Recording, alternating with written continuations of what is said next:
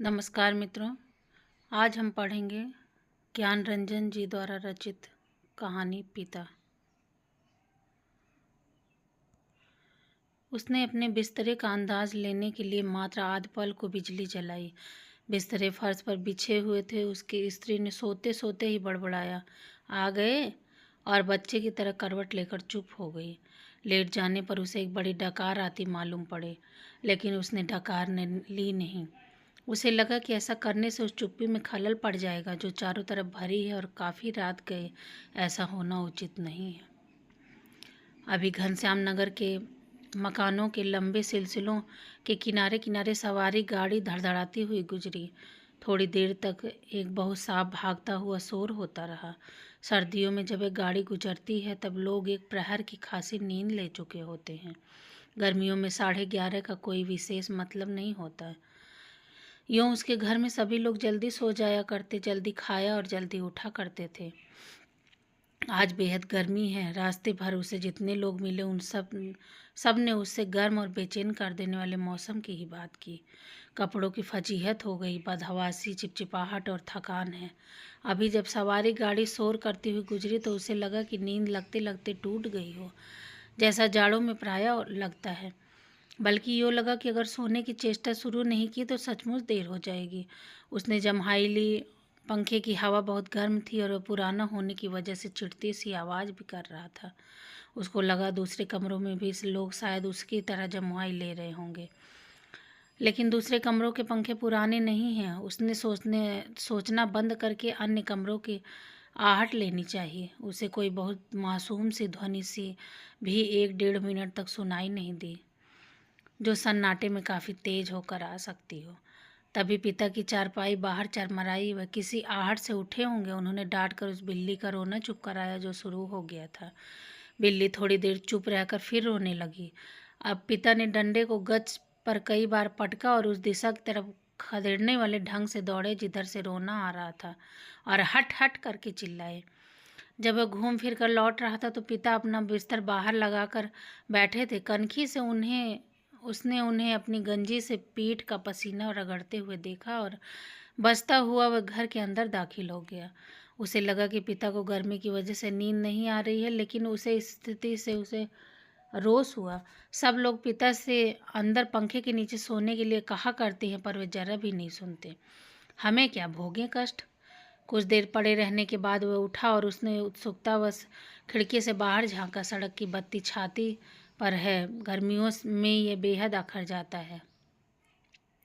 पिता ने कई बार करवटें बदली, फिर शायद चैन की उम्मीद में पार्टी पर बैठ पंखा झलने लगे। पंखे की डंडी से पीठ का वह हिस्सा खुजाते जहाँ हाथ की उंगलियां दिक्कत से पहुंचती थी। आकाश और दरख्तों की तरफ देखते, रिलीफ पाने की किसी बहुत हल्की उम्मीद में शिकायत उगलते हैं, बड़ी गर्मी है, एक पत्ता भी नहीं डोलता। उनका यह वाक्य जो नितांत व्यर्थ है, अभी अभी बीते क्षण में डूब गया। गर्मी बरकरार है और रहेगी, क्योंकि ये जाड़े बरसात का मौसम नहीं है। पिता उठकर घूमने लगते हैं। 1 या 2 बार घर का चक्कर चौकीदारों की तरह हा हो करते हुए लगाते हैं, ताकि कोई सेंध हो न लगा सके। लौटकर थके स्वर में हे ईश्वर कहते हुए उंगली से माथे का पसीना काटकर जमीन पर चुआने लगते हैं। बड़ा गजब है। कमरे की एक दीवार से टिक कर बैठ जाने पर वह काफ़ी तनाव में सोचने लगा। अंदर कमरों में पंखों के नीचे घर के दूसरे लोग आराम से पसरे हैं। इस साल जो नया पेडेस्टल खरीदा गया था वह आंगन में दादी अम्मा के लिए लगता है। बिजली का मीटर तेज चल रहा होगा, पैसे खर्च हो रहे होंगे, लेकिन पिता की रात कष्ट में ही है। लेकिन गजब ये नहीं है, गजब तो पिता की जिद है। वह दूसरे का आग्रह अनुरोध माने तब ना। पता नहीं क्यों पिता की जीवन की अनिवार्य सुविधाओं से भी चिढ़ते हैं। वह झल्लाने लगा। चौक से आते वक्त 4 आने की जगह 3 आने और 3 आने में तैयार होने पर 2 आने में चलने वाले रिक्शे के लिए पिता घंटे घंटे खड़े रहेंगे। धीरे धीरे सबके लिए सुविधाएं जुटाते रहेंगे, लेकिन खुद उसमें से नहीं या कम से कम शामिल होंगे। पहले लोग उनकी काफ़ी चिरौरी किया करते थे, अब लोग हार गए हैं, जानने लगे हैं कि पिता के आगे किसी की नहीं चलेगी। आज तक किसी ने पिता को वॉश बेसिन में मुंह हाथ धोते नहीं देखा। बाहर जाकर बगिया वाले नल पर ही कुल्ला दातुन करते हैं।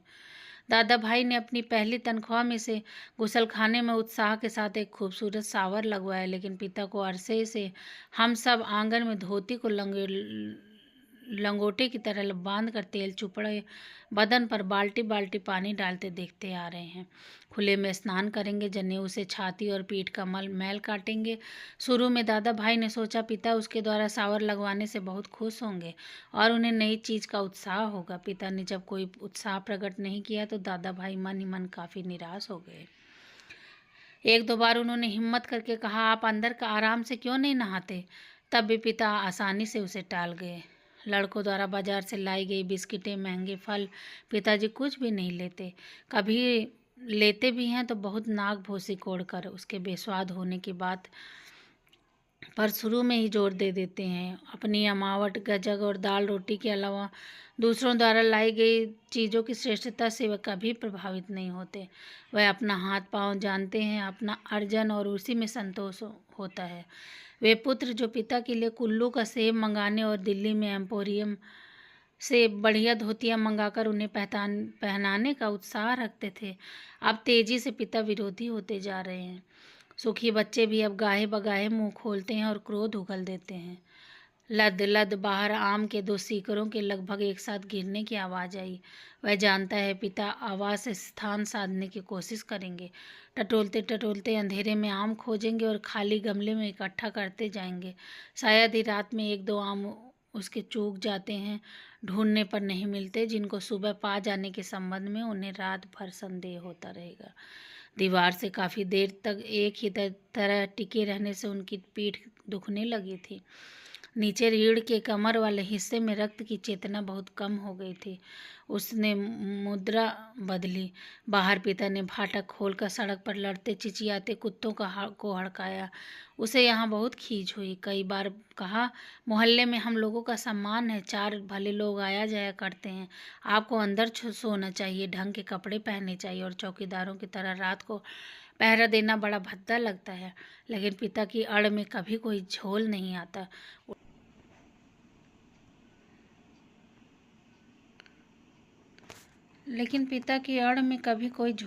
आता। उल्टा सीधा पता नहीं कहाँ किस दर्जी से कुर्ता कमीज सिलवा लेते हैं।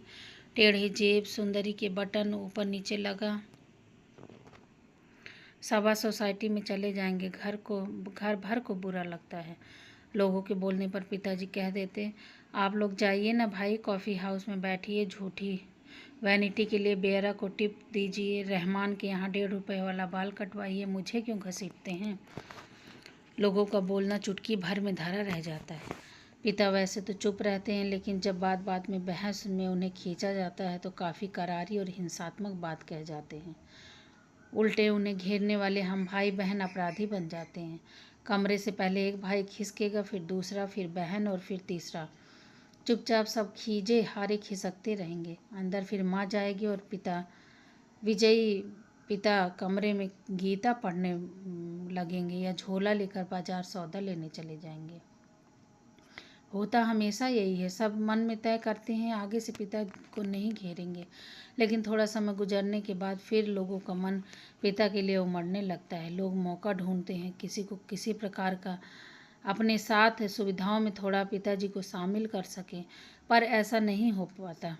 वह सोचने लगा, भूखे के सामने खाते समय होने वाली व्यथा सरीखी किसी स्थिति में हम रहा करते थे। यद्यपि अपना खाना हम कभी स्थगित नहीं करते, फिर भी पिता की असंप्रक्ति के कारण व्याकुल और अधीर तो होते ही हैं। पिता अद्भुत और विचित्र हैं। वह सोचते हुए उठा। कमरे में घूमने या सिगरेट पी सकने की सुविधा नहीं थी, अन्यथा वह क्या वैसा ही करता। उसने सो जाने की इच्छा की और अपने को असहाय पाया। शायद नींद नहीं आ सकेगी, यह ख्याल उसे घबराने लगा। पिता अद्भुत और विचित्र है, यह बात वह भूल नहीं रहा था। पिछले जाड़ों में वह अपने लोभ को कुचलकर बमुश्किल एक कोट का बेहतरीन कपड़ा पिता के लिए लाया। पहले तो वह उसे लेने को तैयार नहीं हुआ, लेकिन माँ के काफ़ी घुड़कने फुड़कने से राजी हो गए और उसी खुलदाबाद के किसी लपटू मुल्ला दर्जी के यहाँ सिलाने चल दिए। सुधीर ने कहा, कपड़ा कीमती है, चलिए एक अच्छी जगह में आपका नाप दिलवा दूँ। वह ठीक से सिएगा, मेरा परिचित भी है। इस बार पिताजी ने काफ़ी हिकारत उगली। वह चिढ़ उठे, मैं सबको जानता हुआ वह म्यूनिसिपल मार्केट के छोटे मोटे दर्जियों से काम कराते और अपना लेबल लगा देते हैं। साहब लोग, मैंने कलकत्ते के हाल एंडरसन के सिले कोट पहने हैं अपने ज़माने में, जिनके यहाँ अच्छे खासे यूरोपियन लोग से कपड़े सिलवाने आते थे।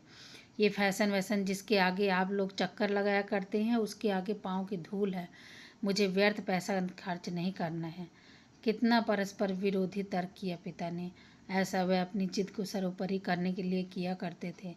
फिर सुधीर ने भी कपड़ा छोड़ दिया। जहाँ चाहिए वहाँ सिलवाइए या भाड़ में झोंकाइए, हमें क्या। वह धीमे धीमे बुदबुदाया। हैं? पिता बाहर अकबकाकर उठ पड़े। शायद थोड़ी देर में पहले जो आम बगीचे में गिरा था उसकी आवाज़ जैसे अब सुनाई पड़ी हो। वह खिड़की के बाहर देखने लगा। किंचित टिका टिका सा, पीठ के पसीने से बनियान चिपकी हुई थी। बेहद घुटती हुई गर्मी, मन उसका मथा जाता था। बीवी आराम से पड़ी सो रही थी। इसे कुछ पता नहीं, शायद पिता की खाट खाली थी। वह गिरा आम टटोलने के लिए बगिए में घुसे होंगे। पिता कितने विचित्र हैं। लंबे समय से वे केवल 2 ही ग्रंथ पढ़ते आ रहे थे, यंत्रवत नियमवत रामायण और गीता। लंबे 35 वर्षों तक अखंड केवल रामायण और गीता। उसके पहले युवा काल में जो कुछ जितना कुछ पढ़ा हो उन्होंने, उसे कभी भयावह, कभी सम्मानजनक और कभी झूठ लगता है। यह देख सोच कर कि कोई व्यक्ति केवल 2 पुस्तकों में जिंदगी के 35 वर्ष काट सकता है, और कैसे काट लेता है। तभी उसका बच्चा कुनमुनाकर रोने लगा। उसने तपाक से खिड़की खोली और अपने बिस्तर पर झूठ मूठ सो गया। ऐसा न हो कि देवा बच्चे के रोने से उठ पड़े और उसे संदिग्ध अवस्था में देख बहुत से बेकार प्रश्नों द्वारा हलकान करना शुरू कर दे। देवा बच्चे के मुंह में स्तन दे पहले के सी बेखबर हो गई। वह खुद बिस्तरे पर सोता मालूम पड़कर भी जागता रहा। स्तन चूसने की चप चप की आवाज़ आती रही और थोड़ी देर बाद बंद हो गई। उसने तय किया कि वह देवा के बारे में ही कुछ सोचे अथवा उसके शरीर को छूता रहे। उसने देवा के कूल्हों पर हाथ रख दिया, लेकिन उसे तनिक भी उत्तेजना अपने अंदर महसूस न हुई। अपनी इस हरकत से ऊब होने लगी और मन भी लांछित करने लगा। बाहर पिता सोए या जाग रहे हैं, जैसा भी हो वह बड़े जबरदस्त हैं। इस समय बाहर रहकर बाहरी होते जा रहे हैं। घर के अंदरूनी हिस्सों में लोग आराम से या कम आराम से किसी तरह सो तो गए होंगे।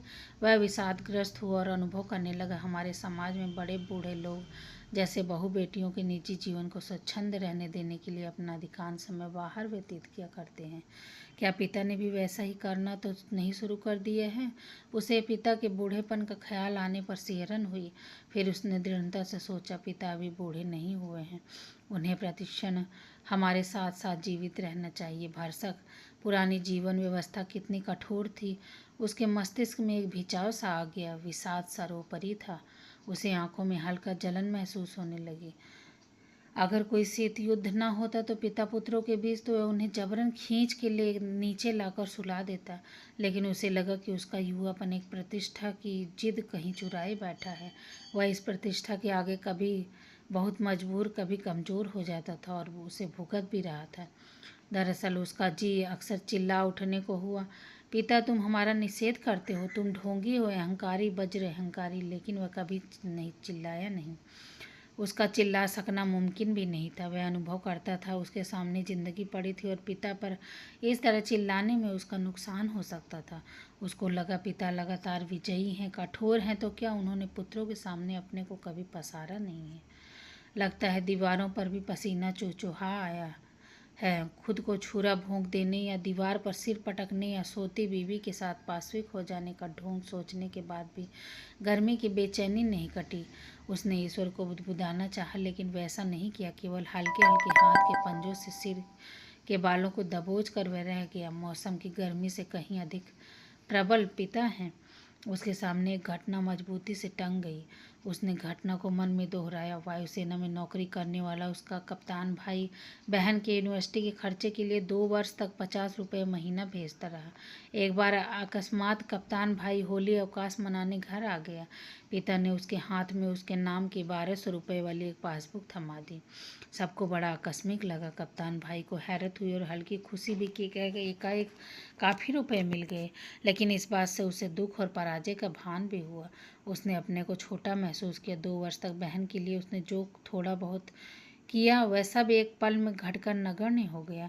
फिर भी वह अनुभव कर रहा था, कप्तान भाई ज़्यादा सोचते नहीं, खिलाड़ी तबीयत के हैं, यान की तरह चुटकी में धरती छोड़ देते हैं। कितने मस्त हैं कप्तान भाई। उसे लगा पिता एक बुलंद भीमकाय दरवाजे की तरह खड़े हैं, जिससे टकरा टकरा कर हम सब निहायती पिद्दी और दयनीय होते जा रहे हैं। इस घटना को याद करके और पिता के प्रति खिन्न हो जाने पर भी उसने चाहा कि वह खिड़की से पिता को अंदर आकर सो रहने के लिए आग्रहपूर्वक कहे, लेकिन वह ऐसा नहीं कर सका। वह संतोष और सहानुभूति दोनों के बीच संतुलित भटकता रहा। ना लोको सेट से उठती इंजनों की सटिंग ध्वनि, ना कंक्रीट की ग्रैंड ट्रंक पर से होकर आती हुई धूमनगंज की ओर इक्के दुक्के लौटते इक्को के घोड़ों की टापे, ना झगड़ते कुत्तों की भौंक भांक। बस कहीं उल्लू एक गति, एक वजन और विभत्सता में बोल रहा था। रात्रि में शहर का आभास कुछ पलों के लिए मर सा गया था। उसको उम्मीद हुई कि किसी भी समय दूर या पास से कोई आवाज़ अकस्मात उठेगी, घड़ी टनटना जाएगी या किसी दौड़ती हुई ट्रक का तेज लंबा हॉर्न बज उठेगा और शहर का मरा हुआ आभास पुनः जीवित हो उठेगा। पूरा शहर कभी नहीं सोता या मरता। बहुत से सोते हुए जान पड़ने वाले भी संक्षिप्त ध्वनियों के साथ या लगभग ध्वनिहीनता के बीच जगे रहते हैं। रात काफ़ी बीत चुकी है और इस समय यह सब सोचना सिवाय सोने के कितना निरर्थक है।